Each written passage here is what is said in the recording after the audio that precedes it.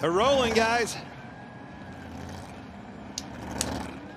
Well, and this is where it all starts, Clint. I mean, right here. You got to make sure you start dotting the I's and crossing the T's to get your job done, prepping for pit road, making sure everything's functioning correctly.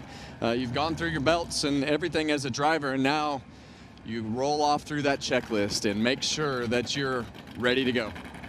It's not every day you get a president to be the pace car and lead the field to green. That's pretty cool. I always felt like when the president showed up at the race and was able to attend the Daytona 500, it just took things to another level. Everybody from the sponsorship side of things is already here, but when that president of the United States is leading you around on the pace laps, you know this means something. That heavily armored limousine weighs approximately 22,000 pounds. No official figures are given. And its top speed is a well-kept secret. Well, they're going to need it. They're going to need all they can get. If he gets up on the high banks, 31 degrees at Daytona, you heard him. The man said himself, they tell me it's going to be fast, so I better get in, buckle up. Now, in a regular street car, you need to drive 65 miles an hour or more just to stay up on the banking. Otherwise, its steepness will kind of spit you down and out. Honestly, when I give rides around Daytona, places like here in Talladega, my favorite thing to do is actually slow them down. Let them feel that. They get really nervous thinking the car is going to flip over at slow speed. At high speed, when these guys get up upwards 200 mile an hour, believe it or not, you don't even feel the bank, do you, Kevin? No, and when you're going slow like that, it feels like the car is actually going to spin out the wrong way down the hill. Or flip over. Yeah, or flip over, one or the other. Toyotas, Fords, and Chevrolets fill the field.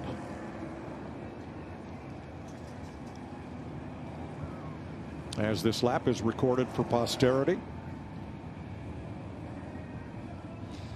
Into the back straightaway. Nearly 3,000 feet of asphalt ribbon. And then they bank sharply up into the 31-degree banking of turn number 3, something the limousine will not attempt today. Well, you know, we got to dissect. We're racers. I don't know about the air pressures. What do you think they're running in that thing? You think they're at minimums? You think they're down a little bit? I mean, we got to find an edge somewhere. Well, the thing that they're going to find an edge at is what these 2 extra pace laps mean. And that'll immediately spin the crew chiefs and engineers out into a different cycle of strategy. So I hate to tell you, I'm trying to have some fun here. Now you're going right down to the fun police has arrived, and we're down to the details already. He's worried about fuel mileage, already complaining about fuel mileage. I love it. Well, we actually want to win the race, Clint, right? Man, we don't want to just be in it. I want to be. We want to win the show and win the race. That's a long ways from now. All right, here comes the field off turn number 4, behind the presidential motorcade. Oftentimes, the series director for NASCAR will address the drivers, but the next voice you hear will be the President of the United States. And Mr. President, thank you for joining us to get this year's Great American Race, the Daytona 500 started. The radio is yours, sir.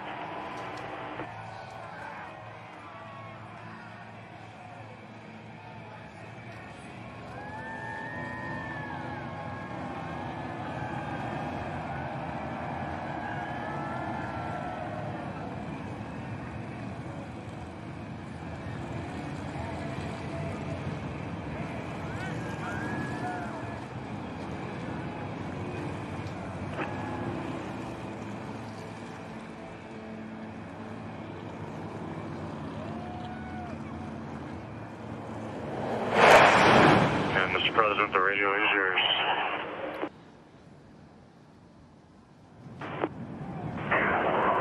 This is your favorite president. I'm a big fan. I am a really big fan of you people that you do this. I don't know, but I just want you to be safe. You're talented people, and you're great people and great Americans. Have a good day. Have a lot of fun, and I'll see you later.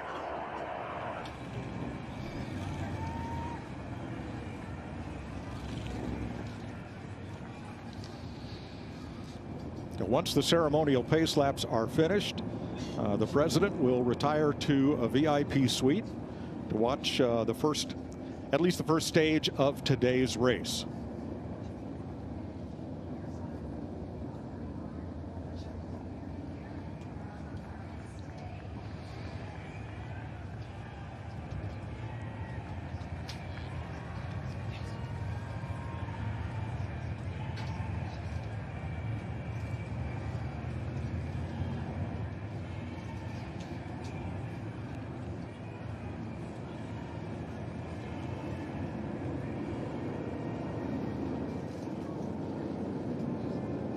was a great sight to see all the folks in the stands jumping up, grabbing phones, grabbing cameras as Air Force One did a flyby of the speedway before landing. You know, we're very fortunate, Kevin, you and I, this sport's given us everything in our lives. Very fortunate to have a sport that somebody as powerful as the President of the United States of America wants to come and be a part of it, be present. Means a lot to the sport of NASCAR and everybody involved. It does mean a lot, and I've been fortunate to, go to the White House and meet with several presidents, and Donald Trump has been so good to the sport, being and attending events, the Daytona 500 twice now. So it's a great sight to see. All right, the motorcade heads for pit road. They will not be stopping for tires and fuel. No fuel.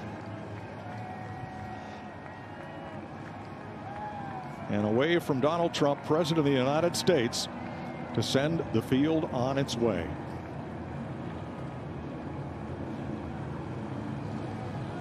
Hey race fans, thanks for watching our video. For all NASCAR on Fox News content and the best clips from Fox Sports, be sure to follow and subscribe to our channel.